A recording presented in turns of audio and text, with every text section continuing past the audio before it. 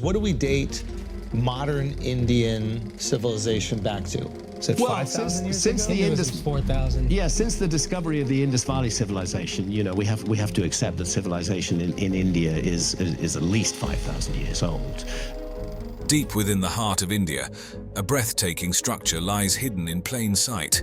The Allora Caves, a UNESCO World Heritage Site, stand as a testament to human ingenuity and perseverance. Carved entirely out of solid rock, these awe-inspiring temples and monasteries raise a question that has haunted historians and archaeologists for centuries. How did ancient civilizations, without the aid of modern tools, manage to excavate a staggering 200,000 tons of basalt? Were they merely masters of manual labor, or did they possess knowledge and technologies lost to the sands of time? The discovery of the Allora Caves in the Aurangabad district of Maharashtra, India, opens an intriguing chapter on how ancient sites in India came to be known to the global community. These caves, exemplary of monolithic rock-cut architecture, present a fascinating study of cultural evolution and historical rediscovery. Initially, the Allora Caves were vibrant centers for activities central to the local community's spiritual life. Over centuries, the shifting dynastic and religious tides on the Indian subcontinent saw a decline in their prominence. The rise of other religious centers and the gradual decline of Buddhism, which had significantly influenced the early phases of the caves, contributed to this diminished status. As political instability grew, the caves' roles evolved, resulting in decreased usage. Interestingly, this period of obscurity helped in preserving the Allora Caves. With fewer visitors and minimal economic activities, the caves suffered less wear and tear, which protected their original artworks and structures from significant alterations or damage that active religious sites typically undergo. Despite fading from prominence, the caves were not forgotten. Local folklore and traditions played a crucial role in keeping the memory of the caves alive among the rural populations. These tales, blending historical facts with mythological elements, added a mystical dimension to the caves, maintaining their significance in local culture. The broader recognition of the Allora Caves came with their rediscovery by John Smith, a British officer, during a hunting expedition in 1819. Drawn to the area by his curiosity about the source of the Mula Mutha River, Smith stumbled upon the caves almost by accident. This serendipitous discovery marked a pivotal moment, introducing the caves to the wider world. Smith's initial reports generated considerable interest among the British colonial administrators and scholars. The early sketches and descriptions of the caves began circulating in British academic circles, sparking further explorations and detailed studies. These initial European encounters with the caves were instrumental in framing the subsequent archaeological and artistic studies. Figures like James Ferguson, who visited the caves following Smith's reports, played a significant role in documenting the Allora Caves and arguing for their significance in the context of global architecture. Ferguson's work particularly helped classify the artistic and architectural styles of the caves, providing a scholarly foundation that would contribute to their recognition as a site of profound historical and cultural importance. The scholarly work initiated by figures like James Ferguson set the stage for a deeper appreciation of the Allora Caves, not just as historical structures, but as masterpieces of cultural and architectural significance. Carved directly into the Charanandri Hills basalt cliffs, the 34 caves at Allora are a remarkable achievement in rock-cut architecture. The choice of basalt, a particularly hard volcanic rock, necessitated the use of sophisticated tools and techniques, showcasing the advanced engineering and stonework skills of the era. The layout of the Allora complex resembles a rich tapestry of diversity, segmented into three main groups based on religious affiliation. To the south, the 12 Buddhist caves display the earliest phase of religious expression. The center houses 17 Hindu caves, indicative of a middle phase, while the 5 Jain caves to the north represent the final addition to this spiritual landscape. This arrangement not only mirrors the chronological evolution of the site, but also the shifting dynamics over several centuries, possibly reflecting the prevailing religious influences during different periods. Each group of caves is distinguished by unique artistic styles and iconography, aligned with the tenets and aesthetics of its respective religion. The Buddhist caves, for example, are adorned with images of the Buddha in various poses, alongside narratives from his life and scenes depicting Buddhist lore. In contrast, the Hindu caves feature an array of Hindu deities and rich mythological themes, demonstrating more elaborate artistic expressions as time progressed. The Jain caves, though fewer in number, are meticulously detailed with carvings of Tirthankaras and intricate geometric designs, highlighting the precision and depth of Jain artistic philosophy. Over the centuries spanning approximately 600 to 1000 AD, the styles and architectural techniques at Allora evolved significantly. The earlier caves, primarily Buddhist, feature simpler and more austere designs, reflecting the initial phases of rock-cut architecture. As the focus shifted towards Hinduism with the rise of Hindu dynasties like the Rashtrakutas in the 7th century, the caves began to exhibit more sophisticated and ornate embellishments.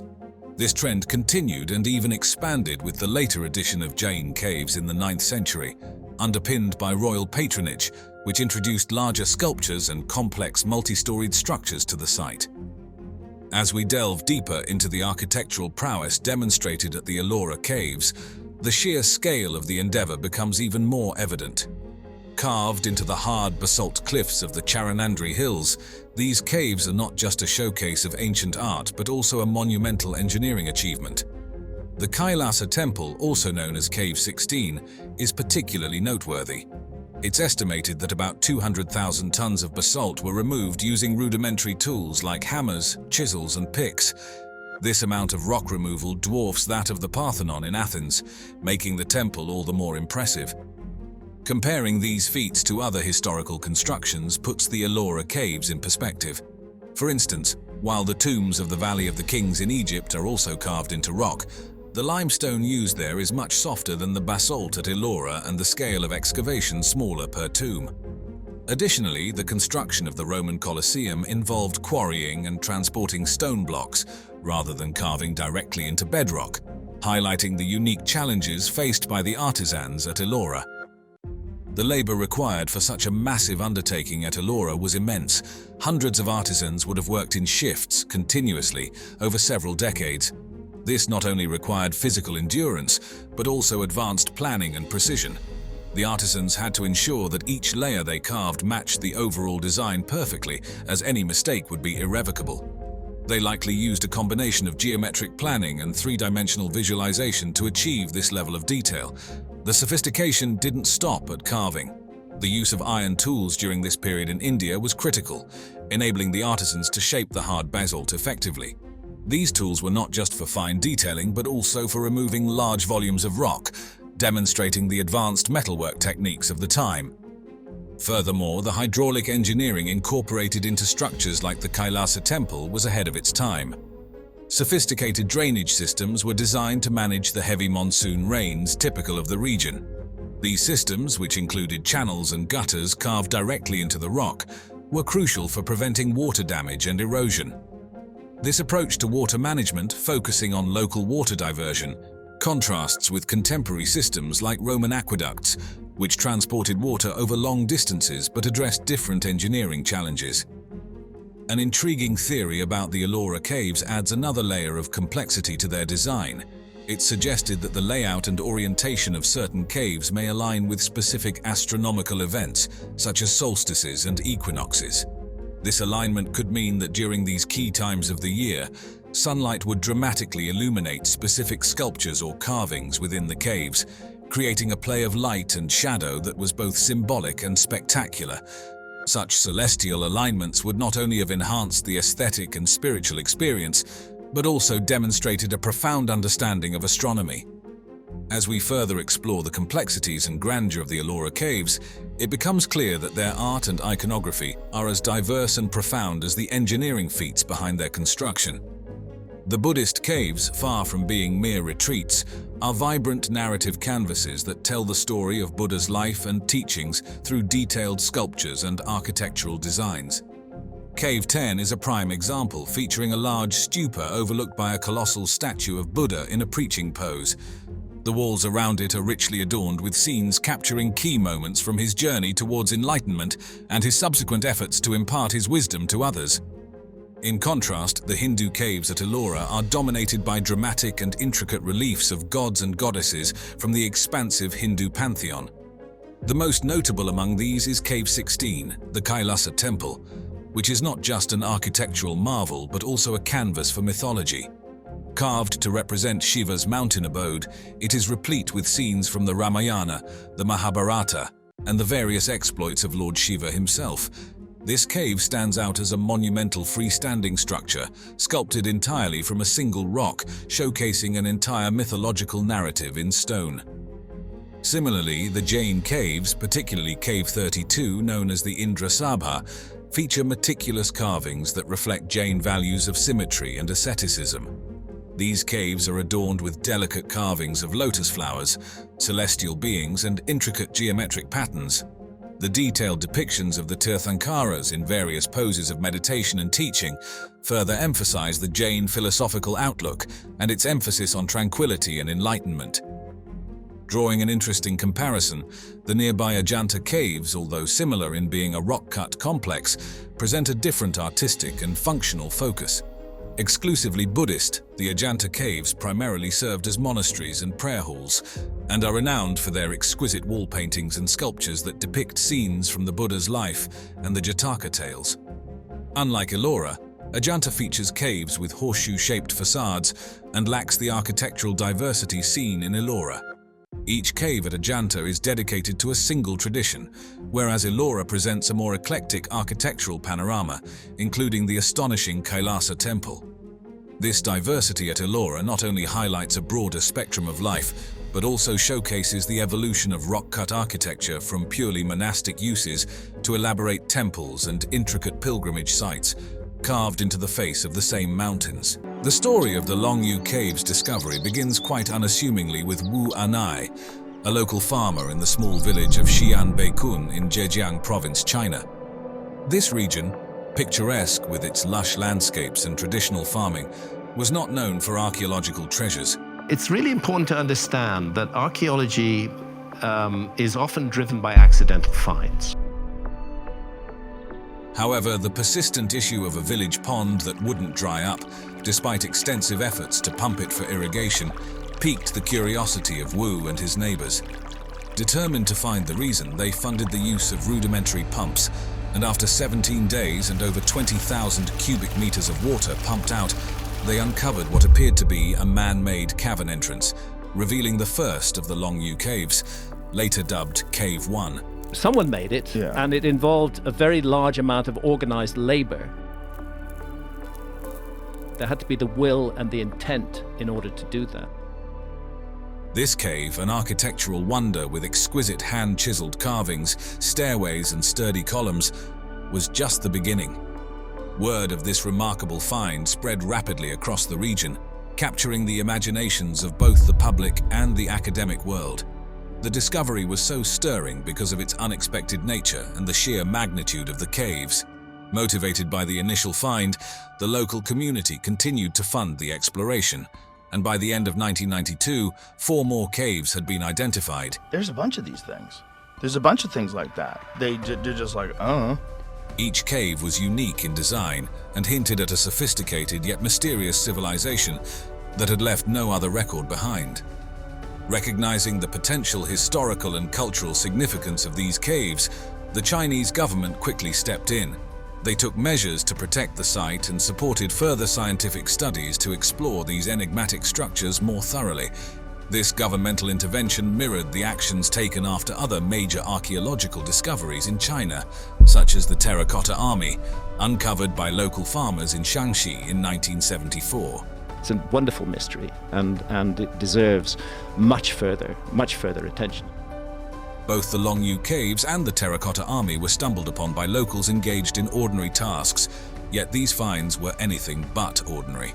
The Terracotta Army, part of Emperor Qin Shi Huang's mausoleum, features thousands of life-sized statues, each detailed with unique facial expressions and attire, clearly a tribute to the emperor's military forces.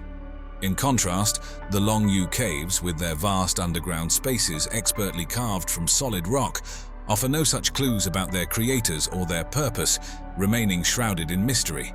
We are just, I think, looking at the edges of a mystery. The archaeologists involved feel the same. These discoveries significantly shifted our understanding of their respective eras.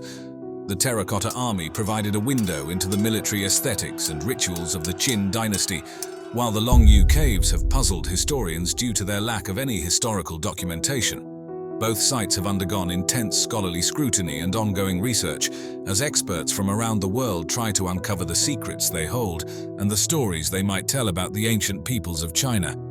These caves were cleverly concealed by the mountainous landscape and dense vegetation, which likely played a role in keeping them hidden for centuries.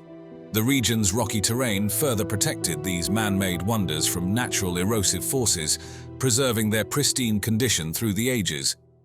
Advancements in technology have significantly aided in the exploration and mapping of these caves. Techniques such as laser scanning and ground-penetrating radar have been crucial in providing detailed information about the cave's dimensions and layout. Initially, surveys indicated that the caves covered an area of approximately 30,000 square meters, but ongoing exploration might extend this figure as more sections are discovered. The architectural consistency observed across the Longu Caves is truly remarkable. Despite varying sizes and designs, each cave exhibits uniform craftsmanship with flat bases for pillars and symmetrical spacing of architectural elements.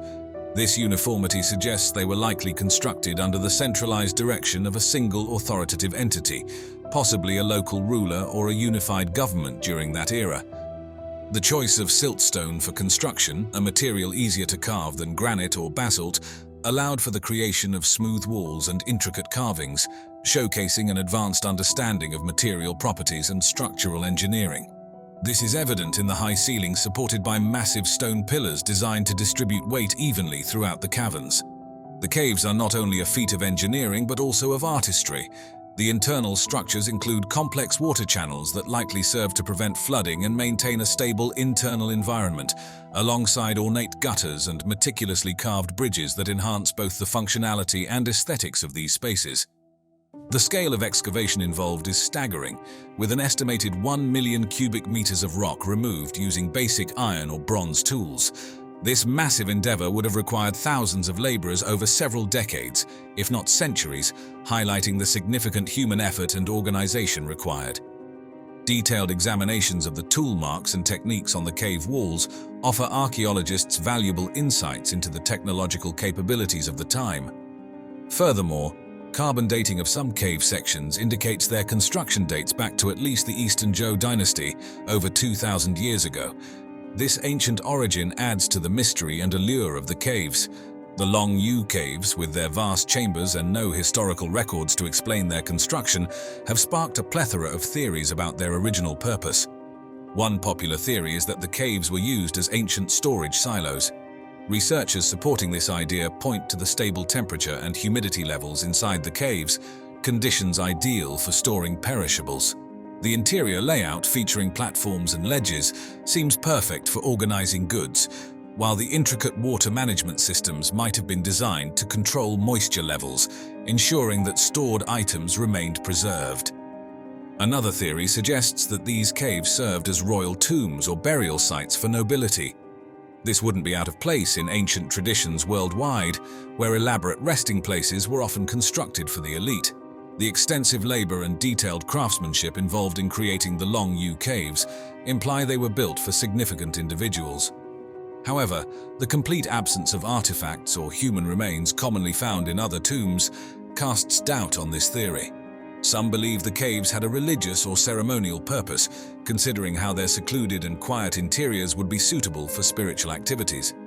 This aligns with the global historical trend of using caves for such purposes.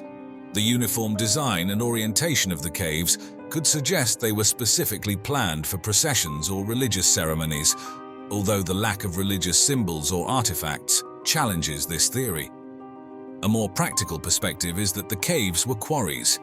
The theory posits that the caves were originally mined for stone, used in early Chinese imperial construction projects, though it doesn't account for why the stone wasn't used in any known structures nearby. Lastly, a more speculative idea is that the caves functioned as ancient astronomical observatories. Some suggest that the orientation of tunnels and openings within the caves aligns with specific celestial events, much like other historic astronomical sites. But what's fascinating about them is this very powerful geometry and astronomy.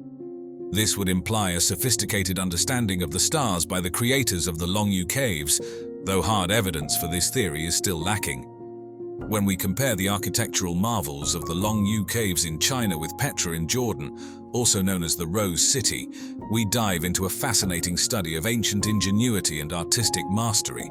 Petra's structures are famously carved into the blush-colored sandstone cliffs, reflecting the elaborate and ornate aesthetic of the Nabateans around the 5th century BCE. Its most iconic structure, the Treasury, is a perfect example of this, with a facade that is both monumental and intricately detailed, highlighting the peak of Nabatean craftsmanship. In contrast, the Longu Caves are sculpted from siltstone, a material that presents different challenges and opportunities for the carvers. The finer grain of siltstone allowed ancient workers to achieve smooth finishes and sharp details in the cave walls and columns, offering a different kind of beauty from Petra's elaborate sandstone carvings. Unlike Petra's diverse architectural purposes, the Longu Caves exhibit a uniform design across all the caverns, suggesting they were built with a singular purpose or design philosophy in mind. Both Petra and the Longu were lost to the world until their relatively recent rediscovery. Petra was brought back into the public consciousness in 1812 by Swiss explorer Johann Ludwig Burckhardt, and since then it has reshaped much of our understanding of Middle Eastern history.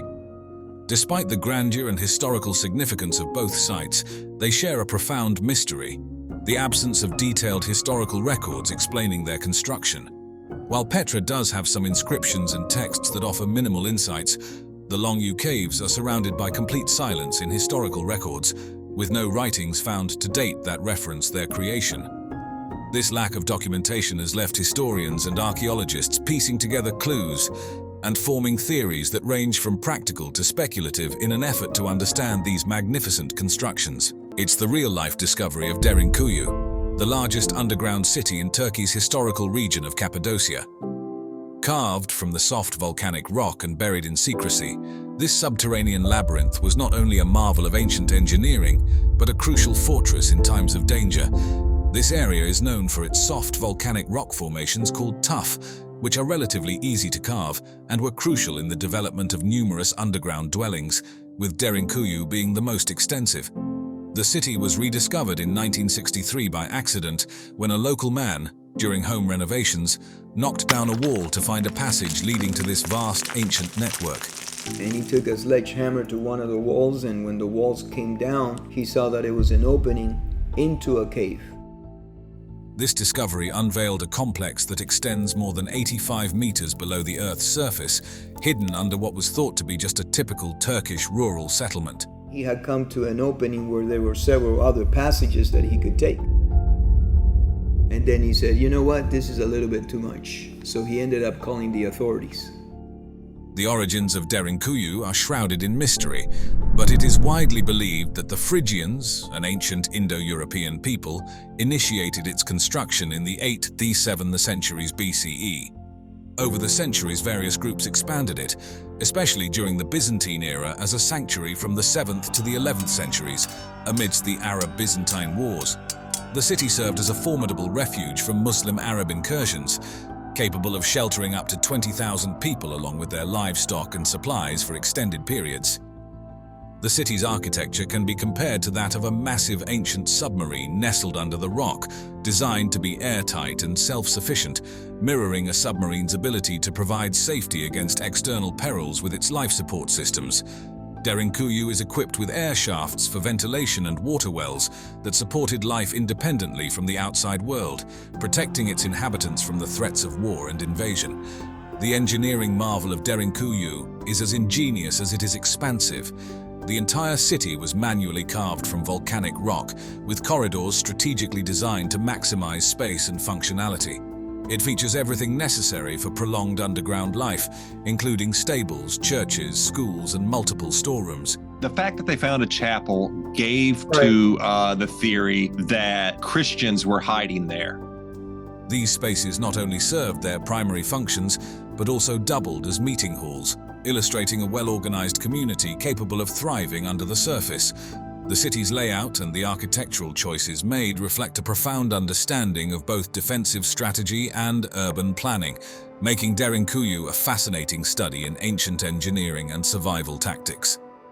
Continuing from the initial exploration of Derinkuyu's incredible architecture and its rediscovery, it's fascinating to delve deeper into the structural intricacies that make it a marvel of ancient engineering. The grandeur of Derinkuyu isn't just in its vast size. The sophisticated design carved from the region's soft volcanic rock showcases its complexity. The city extends about 85 meters underground and is capable of accommodating up to 20,000 people along with their livestock and essential supplies. The city is structured across 18 levels with only 8 open to the public. These levels are interlinked by miles of tunnels, each meticulously designed for both functionality and defense. The effort required to excavate and shape this massive subterranean complex is reminiscent of the monumental work seen in the Great Pyramids of Egypt, highlighting the extraordinary capabilities of ancient civilizations with limited technological means. That actually is one of the moments when I realized how difficult the Great Pyramid must have been to build. With all the blocks and supposedly a huge workforce, so whatever the Egyptologists imagined was done, and I don't believe anybody knows how it was done. Yeah. One of the most pivotal features of Derinkuyu is its ventilation system, which includes over 15,000 narrow ducts, ensuring that fresh air circulates even to the lowest depths. This advanced engineering is akin to modern skyscraper technologies used to manage airflow efficiently across large buildings. Security was also a key element in the city's design. The narrow entrances forced individuals to bend while navigating the tunnels, a strategic choice that limited easy access by invaders. These could be further secured by large stone doors, which could be rolled across to block the passages, much like bunker doors in contemporary military uses. The internal layout of Derinkuyu suggests a highly organized society was at work here. The city included residential areas, communal spaces, stables, and ample storage facilities for food and wine, indicating a complex communal life that could be compared to modern cooperative living communities. Moreover, the sophisticated water system featuring an extensive network of wells and channels not only provided fresh water, but also protected its inhabitants from external threats, much like the aqueducts of ancient Rome. Religious and ceremonial sites were central to life in Derinkuyu. Numerous chapels and churches were intricately carved into the rock, replete with altars and baptismal fonts. The largest chapel, with a cruciform design at the city's deepest level, echoes the secretive religious practices of early Christians in the Roman catacombs, serving both as places of worship and safe havens. In this way, Derinkuyu was not just a place of refuge, but a beacon of ancient innovation, reflecting the depth of human creativity and resilience. Through its architectural wonders, this underground city continues to reveal the complexities of ancient life and the advanced understanding of urban planning and design that characterized early civilizations. Continuing the exploration of Cappadocia's fascinating underground cities, let's turn our attention to Kaymakli, which shares many historical similarities with Derinkuyu, yet presents a unique architectural narrative. Both cities date back to the 7th and 8th centuries BCE and are carved from the region's soft volcanic rock, known as tuff. This material has been integral to the development of the extensive subterranean networks for which the area is famous. However, Kaymakli differentiates itself by spreading more extensively across a horizontal plane rather than delving deeper into the earth, indicating a different approach in its architectural design and strategic planning. Kaymakli's layout is an architecturally sophisticated network spread over 8 levels, though today, only 4 of these levels are open to visitors. The city's extensive horizontal spread creates a labyrinthine network of tunnels and rooms that have been strategically designed to enhance defensive capabilities. The maze-like passageways and narrow tunnels are particularly noteworthy as they restrict movement and effectively force potential invaders to move in single file. This design not only made it easier to defend the city, but also demonstrated a highly advanced understanding of urban planning and warfare strategy. By incorporating such intricate defense mechanisms directly into the city's architecture, Kaymakli's builders ensured that their city was not just a place to live, but a fortress capable of withstanding potential sieges. Through its sprawling tunnels and smartly designed bottlenecks, this underground city exemplifies the incredible ingenuity of ancient Cappadocian civilizations in adapting their urban constructions to meet both the needs of their communities and the demands of their security. Building on the fascinating historical and architectural narrative of Kaymakli, it's interesting to delve deeper into the specifics of its design and how these elements contributed to its functionality as both a living space and a fortress. The architectural network within Kaymakli is a testament to the engineering prowess of its ancient builders. The expansive maze of tunnels and rooms wasn't just for daily living, it was crucial for defense. The narrow, winding passageways, many just tall enough to force a person to stoop, acted as natural deterrents during enemy incursions. These cramped quarters significantly disadvantaged taller individuals and large groups who could be easily ambushed by the city's defenders. The city was ingeniously planned to support a complete societal structure underground. Each floor of Kaymakli could function as an independent unit, equipped with all the necessities for prolonged isolation. The layout of Kaymakli bears striking similarities to the mythological labyrinth of King Minos in Crete, designed to disorient and trap the Minotaur. Like this ancient labyrinth, Kaymakli's complex network of passageways was strategically designed to protect its inhabitants by maximizing defensive advantages and restricting enemy movement. This design reflects the defensive architecture that is typical of ancient Cappadocian settlements.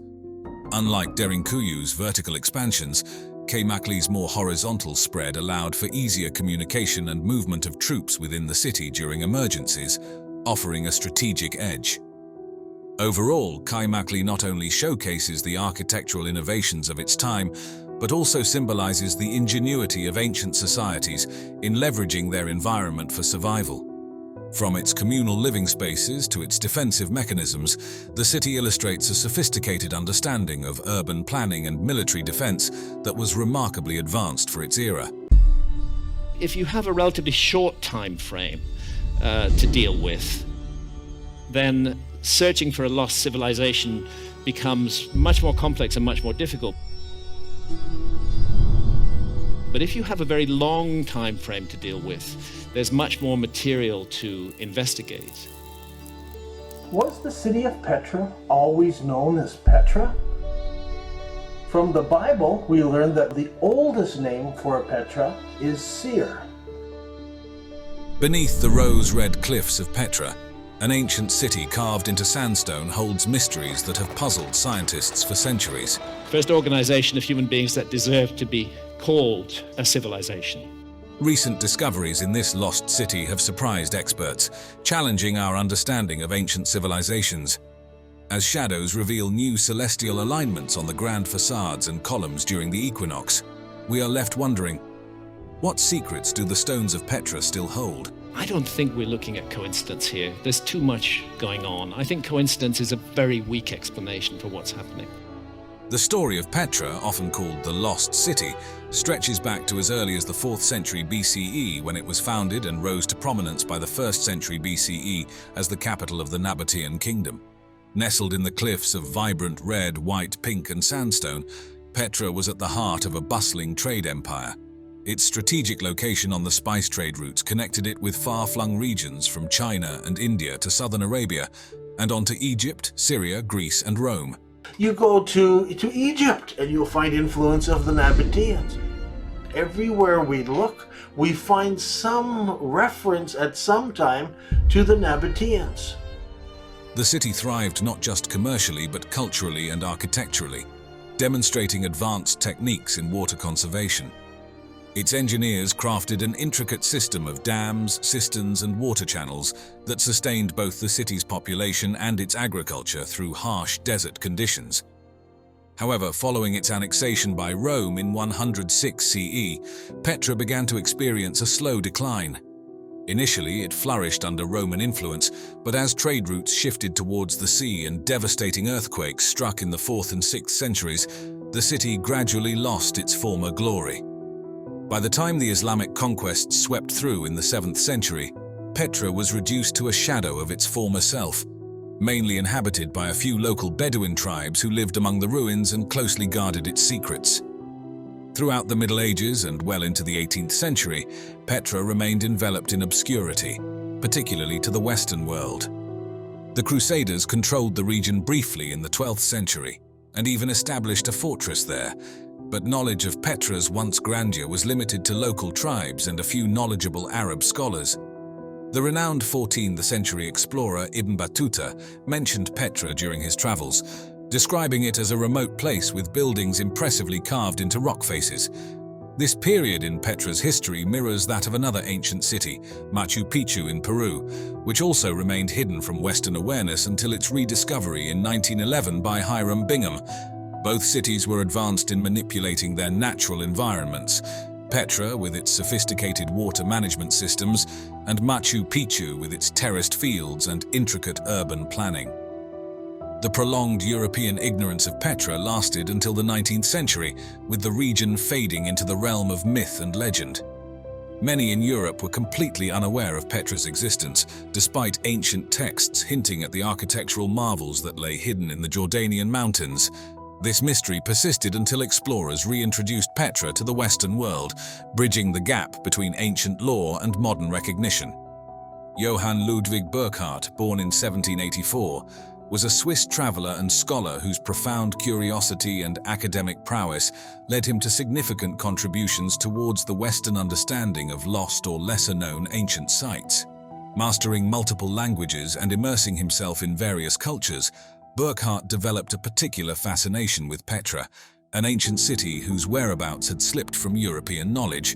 In preparation for his explorations within the Ottoman Empire, Burckhardt relocated to London in 1806, where he joined the African Association, an organization committed to the exploration and mapping of Africa. He further honed his expertise at Cambridge University, studying Arabic, geography, and the cultures of the Middle East. It was here that he meticulously constructed his alter ego, Sheikh Ibrahim ibn Abdallah. This identity was not just a cover to mask his European roots and exploratory motives, it was a deep dive into cultural assimilation, allowing him safer passage and a more authentic experience in predominantly Muslim territories. Burckhardt's journey to Petra began in 1812, framed as a pilgrimage to sacrifice at the tomb of the prophet Aaron on Mount Hor, which cleverly concealed his true intent to locate and document Petra. He had pieced together clues of the lost city from discussions with local traders and vague references in ancient manuscripts. His travels from Syria to the Arabian Peninsula were fraught with challenges, from regional conflicts to the unforgiving desert landscape, yet his guise as an Islamic scholar provided him crucial cover. Upon his arrival in Petra, Burckhardt was met with the breathtaking view of the Sikh, a narrow gorge stretching over a kilometer, flanked by towering walls as high as 80 meters. This passage led him to Petra's most famous and enigmatic structure, Al-Khazneh, or the Treasury. Carved directly into the blush-colored sandstone cliffs, its facade displayed an exquisite blend of Nabatean, Greek, and Roman architectural elements. Petra's entrance, known as the Sikh, is far more than just a gateway. It's an architectural wonder in its own right. This narrow gorge, carved directly from the towering sandstone cliffs, stretches for about 1.2 kilometers and varies in width from a mere 3 to 16 meters. As you walk through, the walls, which soar to heights of over 80 meters, dramatically frame your approach, guiding you towards the heart of Petra, ending at the magnificent Al-Khazneh. Along the Sikh, you'll notice a series of ancient water channels, a testament to the Nabateans' advanced hydraulic engineering skills. They devised these systems to capture and conserve the scarce desert rainwater. The strategic narrowness of the Sikh also offered a natural defense mechanism, much like the historic pass of Thermopylae in Greece, providing a fortified barrier against potential invaders. At the end of the Sikh stands Al-Khazneh, or the Treasury, which, despite its name, was likely built as a mausoleum or temple around the 1st century CE. This iconic structure is renowned for its stunning facade, decorated with a blend of Hellenistic architectural elements and native Nabatean motifs. It features a grand portico supported by 6 Corinthian columns and is adorned with intricate bas-reliefs, including depictions of Castor and Pollux, twin brothers who were revered in mythology for their role in protection and safety. The urn perched atop the facade fueled local legends, with Bedouins believing it concealed ancient treasures, hence the name the Treasury. This blend of myth and architecture draws parallels to the ornately decorated temples of the Egyptian pharaohs, which were also rich in cultural and mythological significance. Petra's architectural landscape is a rich mosaic of influences, reflecting its historical significance as a cultural and trading hub. The city's structures blend Nabatean rock-cut artistry with classical Greek, Roman, and later Byzantine styles. This fusion is visible not just on the facades but throughout the city's layout, which includes a Roman-style colonnaded street and a theatre capable of holding over 3,000 spectators.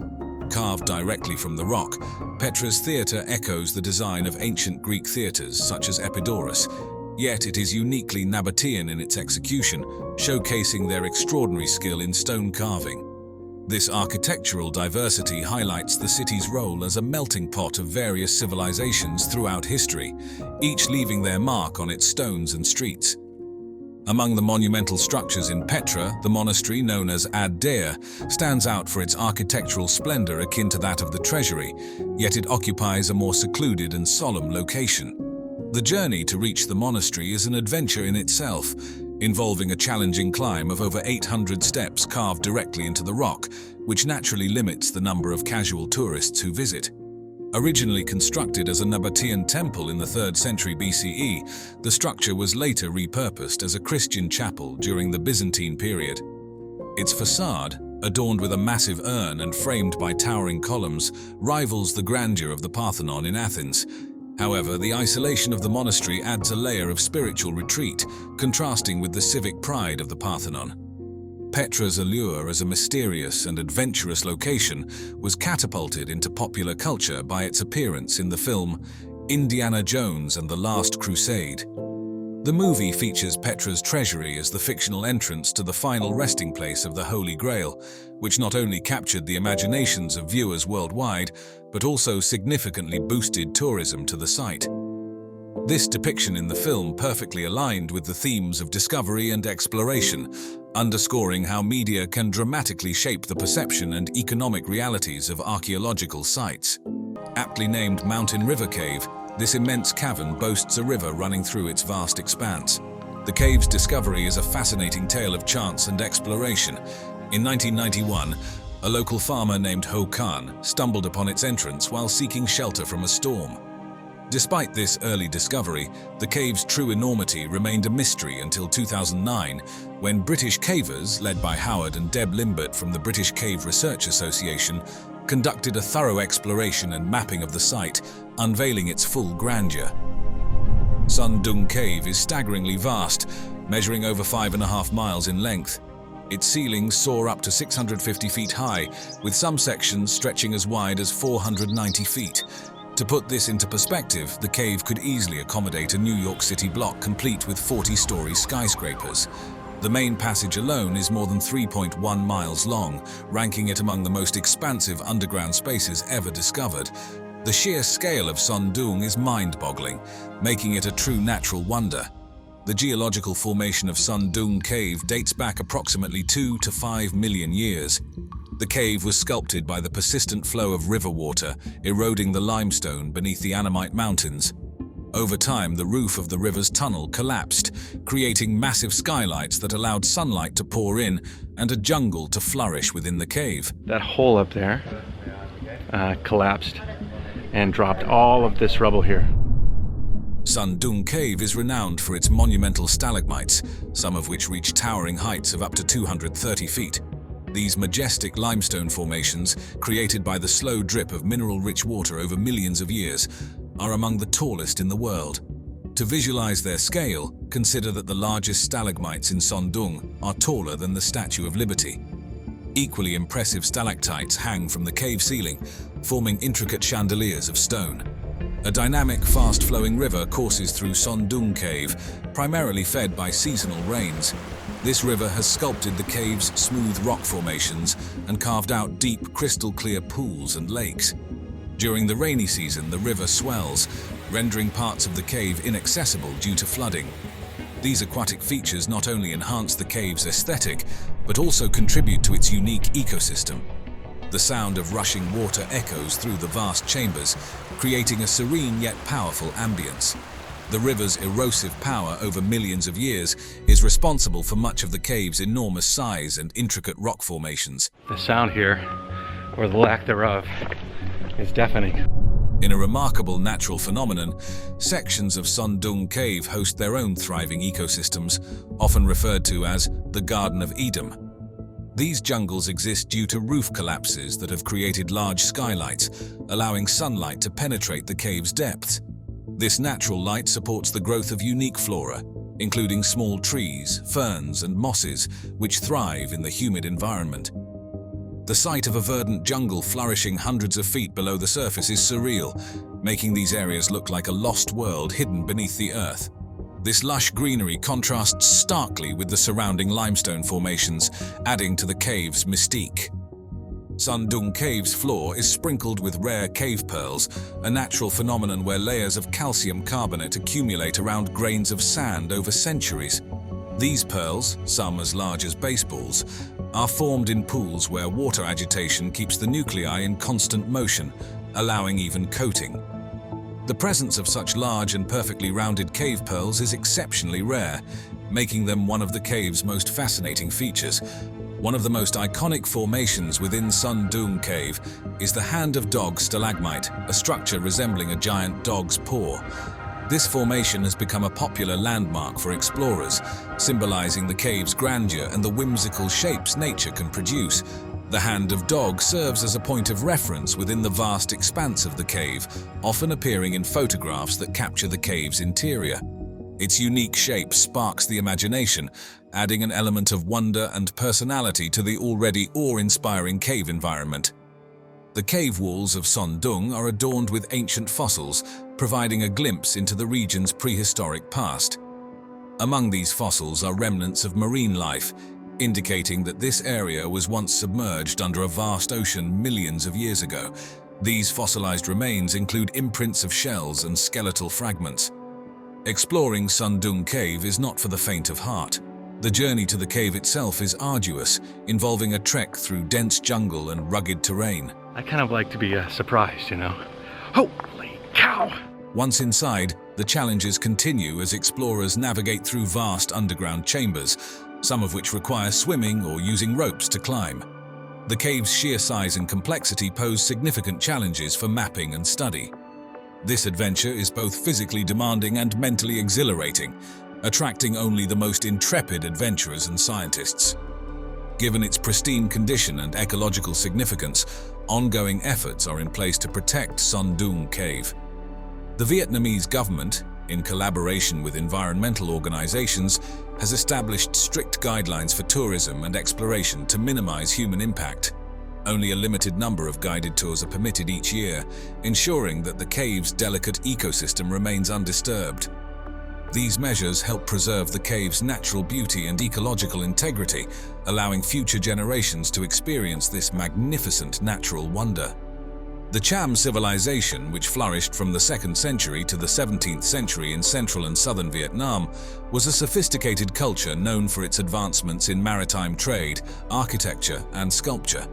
The Cham people, predominantly Hindu, left behind numerous architectural marvels, including towers and temples that served as religious and cultural centers. The Cham Towers are celebrated for their distinctive red brick construction and intricate carvings that adorn their surfaces. These structures are remarkable for several reasons. The Cham builders used a unique method of bricklaying without mortar, fitting the bricks together so precisely that they appear seamless. This technique remains a subject of study and admiration among modern architects and archaeologists. The towers are embellished with detailed carvings that depict Hindu deities such as Shiva, Vishnu, and Brahma, as well as mythical creatures like Garuda and Naga. The reliefs often illustrate scenes from Hindu epics, showcasing the Cham's artistic prowess and deep religious devotion. Structurally, the towers typically have a rectangular or square base with a high tapering spire, symbolizing Mount Meru, the center of the universe in Hindu cosmology. Each tower was part of a larger temple complex that included sanctuaries, assembly halls, and gates. While not directly adjacent to Doong Cave, notable Cham towers in the broader region include My Sun Sanctuary and Ponagar Towers.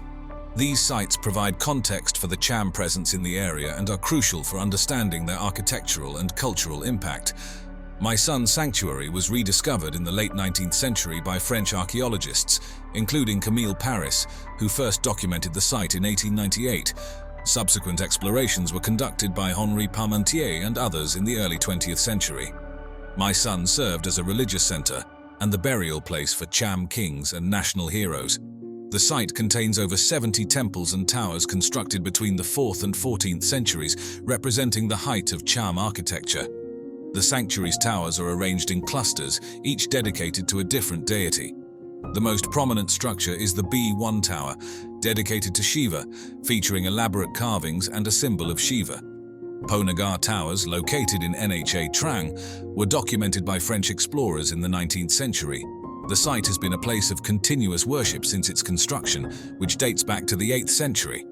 The Ponagar complex was originally built to honor Yan Po Nagar, the goddess of the Cham people, who is believed to have created the earth, eaglewood, and rice. The site also became a center for Buddhist worship over time. The towers at Ponagar are characterized by their ornate carvings and the use of sandstone for detailing. The largest tower, dedicated to the goddess Ponagar, stands over 75 feet tall and houses a statue of the goddess sitting on a lotus throne.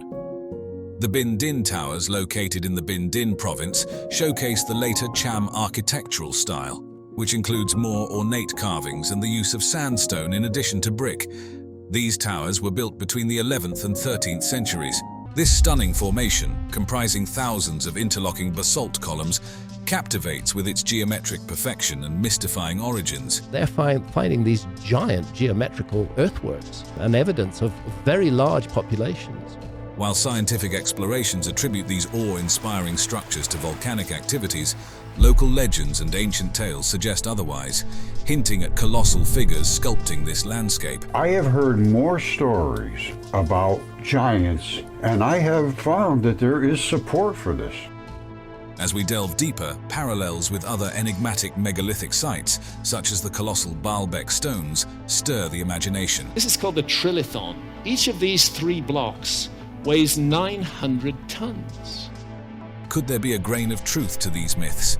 Join us as we explore the blurred lines between myth and geology at the Giant's Causeway, a place where history and folklore dance delicately on the edges of reality. Nestled on the rugged northeast coast of Northern Ireland in County Antrim, the Giant's Causeway is a breathtaking natural wonder, celebrated not only for its geological uniqueness, but also for its deep roots in local mythology. This is biology. The size of these creatures it's staggering. Formed from a volcanic fissure eruption some 50 to 60 million years ago, during the Paleocene epoch, the causeway consists of roughly 40,000 interlocking basalt columns. These columns are predominantly hexagonal, although there is a fascinating variety in their shapes, with some exhibiting 4, 5, 7, or even 8 sides. This variety adds a unique character to the causeway's overall appearance, making it a subject of interest not only for tourists, but also for geologists and nature enthusiasts.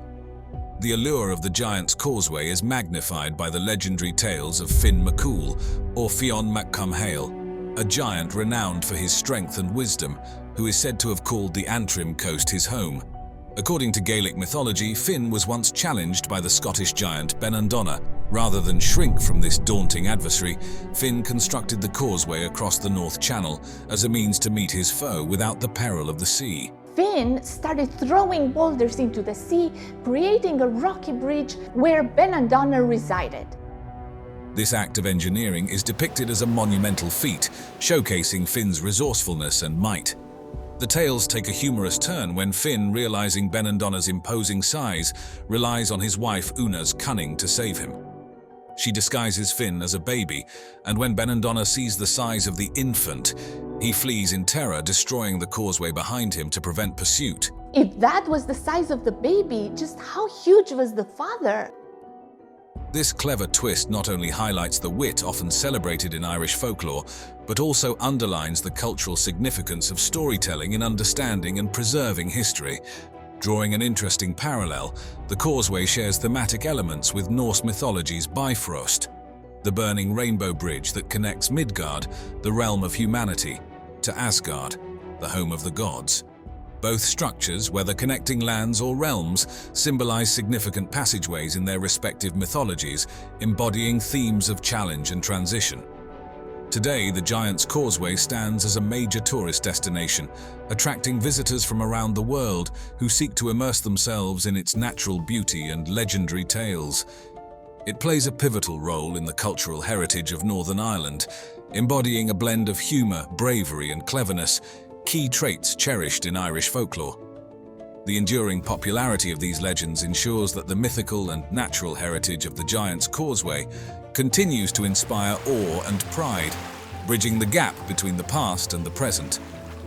The Giant's Causeway, steeped in local myth, gradually made its mark on the broader European consciousness of natural wonders thanks to Sir Richard Bulkeley's pivotal 1692 presentation to the Royal Society. This presentation marked the inception of the scientific exploration that would span centuries, exploring the intriguing natural formation on the northeast coast of Northern Ireland. Sir Richard Bulkeley, a member of the prestigious Royal Society and a fellow at Trinity College, Dublin, played a crucial role in introducing the Giant's Causeway to the scientific community. Though the specifics of his presentation are not well documented, his mention of the causeway was clearly intended to spark curiosity and scientific investigation. This early academic nod was instrumental, paving the way for the causeway to be studied under the emerging scientific methodologies of the Enlightenment, attracting the attention of geologists and natural philosophers. I want to know what else is going to be found that hasn't been investigated yet at all. We're just touching the edge of a huge mystery. The 18th century saw a burgeoning scientific interest in the natural world, with the Giant's Causeway becoming a focal point of study.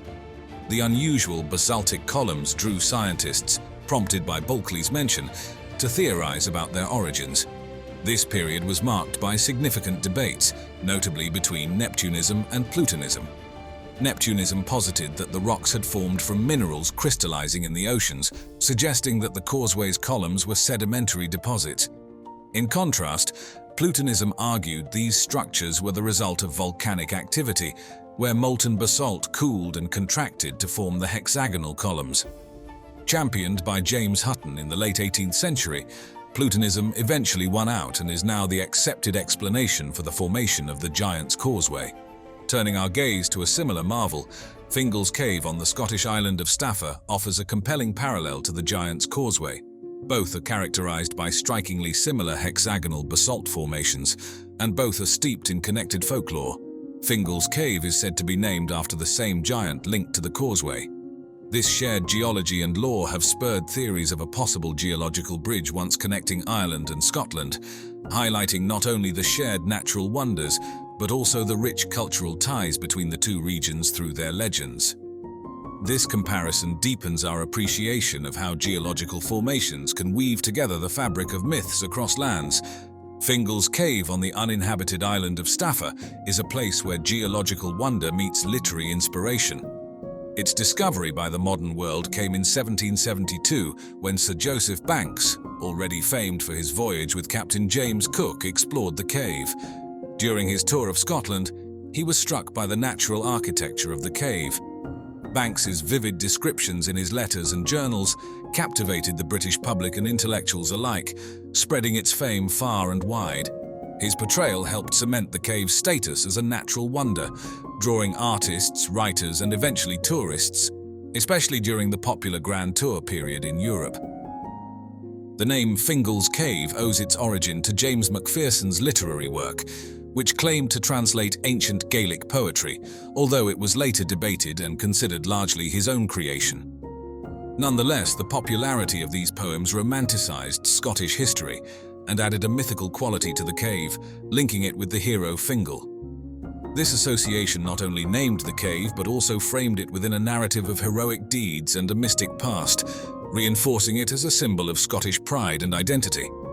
The cave itself is a geological marvel, formed through the cooling and solidification of lava. This process starts when a large lava flow cools uniformly, causing it to contract and fracture into long, symmetrical columns, mostly hexagonal in cross-section. This phenomenon is not only rare, but also visually stunning, contributing significantly to the cave's fame. Inside, the cave's structure is grand and cathedral-like, standing about 72 feet high and stretching around 270 feet back into the cliffs. The roof arches naturally, and the floor, partially submerged, is constantly washed by seawater, enhancing the cave's eerie and mystical sounds. Moreover, Fingal's cave is renowned for its extraordinary acoustics. The structure of the cave combined with the rhythmic sounds of the ocean creates a haunting soundscape that echoes against the basalt columns.